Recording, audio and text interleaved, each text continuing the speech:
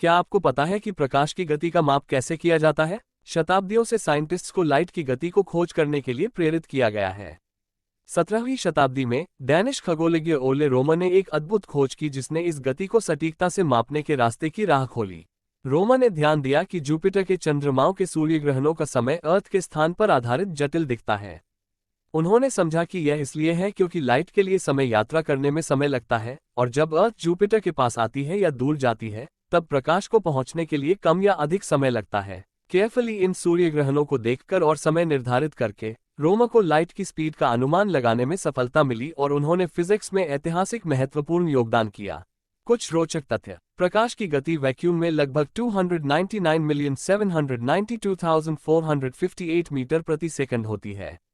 इसे आसानी से समझने के लिए इस वैल्यू को आमतौर पर 300,000 किलोमीटर प्रति सेकंड के आसपास मान लिया जाता है। प्रकाश की गति का यूनिट मीटर प्रति सेकंड है, लेकिन एस्ट्रोनॉमिकल कॉन्टेक्स्ट्स में प्रकाश की गति को आमतौर पर लाइट ईयर में व्यक्त किया जाता है।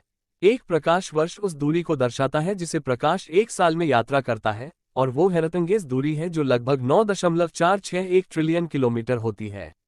सोचिए, एक साल तक प्रकाश की रफ्तार से यात्रा करते हुए ये कितना दूर जाता है। प्रकाश वर्ष आमतौर पर तारों और गैलेक्सियों के बीच की दूरी जैसी खगोलीय दूरियों को मापने के लिए उपयोग में आते हैं।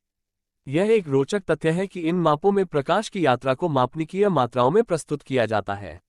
वास्तव में प्रकाश की गति को ओले रोमन जैसे वैज्ञानिकों के विचारशील अवलोकन और सख्त गणनाओं के माध्यम से शानदार तरीके से समझाया गया है।